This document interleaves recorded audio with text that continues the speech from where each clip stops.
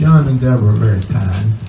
Thank you for the honor of leaving my name on your barrel rim here. You know, what I thought about today, John said you can talk about anything you want to, and I thought, well, what's better to do than brag on yourself, you know? And I got thinking you wouldn't like that. So I thought along the lines, I'm going to tell you kind of the story of Buena, Vida, and I'm going to bring the story of the growth of the Texas wine industry along with it, because we kind of grew together.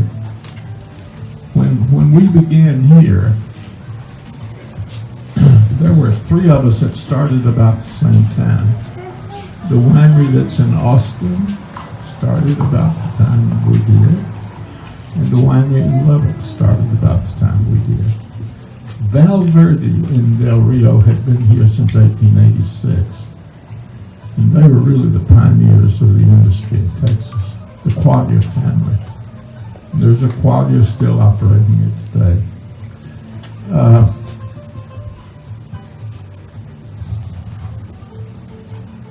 We ran into a lot of stumbling blocks along the way, and I'll pass to you some things that don't ever do if you start a business.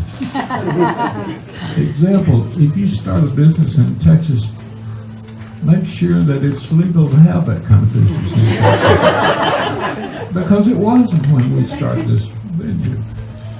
And I looked at it and I thought, well, I got to weigh my options here. My options were move somewhere else, cost a lot of money, and I already had grapes growing here. I'd dig all those out and start over, and that's 3 or 4 more years down the road. So I really didn't want to consider that. I looked at the other option of trying to get this place voted wet. Well, I studied that over, and it'd been dry since Prohibition. And that looked like a pretty hard achievement to make. And then I thought that the best option was to get the laws changed. And boy, that was a dumb choice, I'll tell you. But I remember one of the great senators from Mineral Wells who sponsored my bill in the Senate, Senator Tom Creighton, said, after we got it passed, the governor signed it, we were back in the back of his office having a glass of wine. And he said, do you know the only reason you got this done? So I started rattling off all this crap. And he said, no, that's not it. Nobody told you you couldn't do it. That's the only way you got it done. Well, sometimes if you don't know what something can't be done, you can get it done just because you don't know you can't. True. And I think that's what happened to me here. And I think one of the landmark decisions that's ever made regarding the wine industry in Texas was when we told the legislature that we're going to help the grape farmers with this bill. And there was a special reason for that, and I'll share that with you. But there's going to be a great industry developed in Texas that's going to help the grape farmers. And how many of you remember Governor Dolph Briscoe? Yeah, he was governor at the time. And I remember when he signed the bill, some smart aleck reporter, some smart aleck reporter asked him, Governor, what's this bill going to do? He didn't know, but he knew what we had told him. And he says, yeah, it's going to help the grape farmers. And it did. And so that all came about because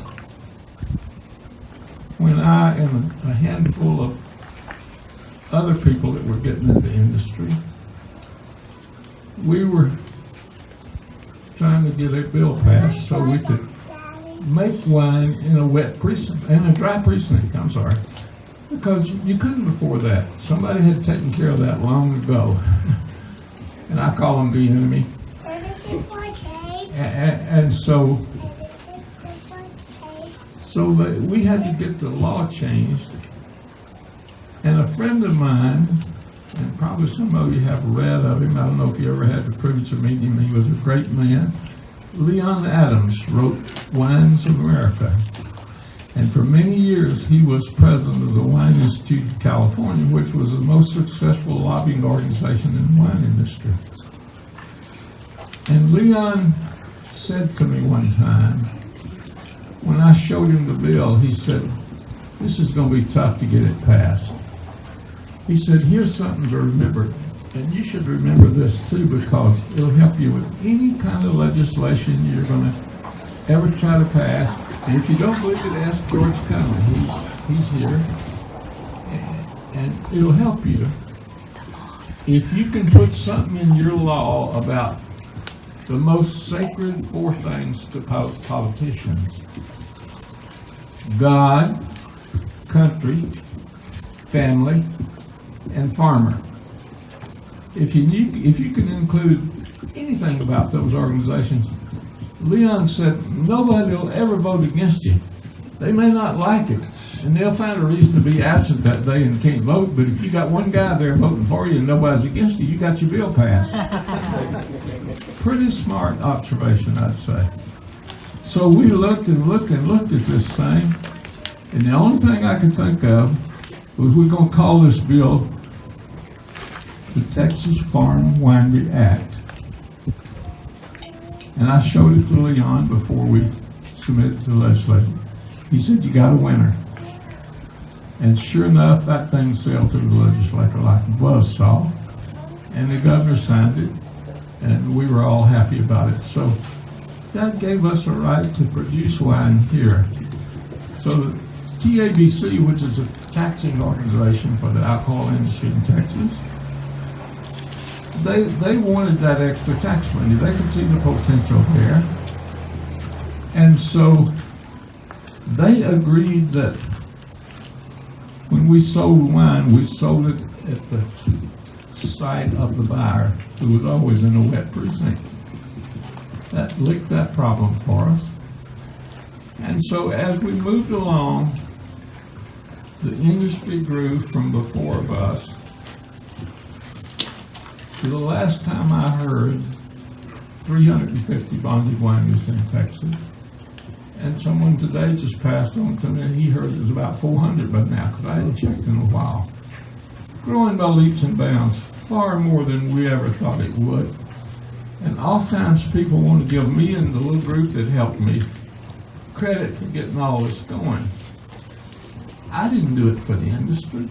I have to confess to you, I had no way of surviving if I didn't get it changed, and so I worked my butt off to get that done. Spent about 3 or 4 months, because once you got it done and signed by the governor, you couldn't stop there. You became a guard. You had to guard your things so somebody didn't slip something in and put you out of business. And that's still the challenge you face today, and especially if you're a young wine producer out in the audience.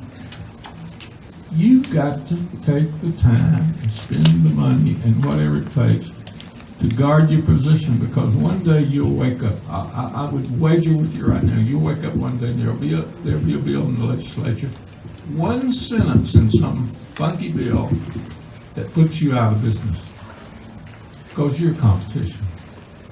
And everybody likes a better deal when it comes to that. Well, where do we go from here? I think there's no limit to what the industry will do in Texas. It's going to generate more tax money for the state and the local authorities. It's going to make life more sensible and enjoyable for the people of Texas who enjoy wine. And I'm sorry those bugs are out there buzzing you, but I tried to kill them all before I got here.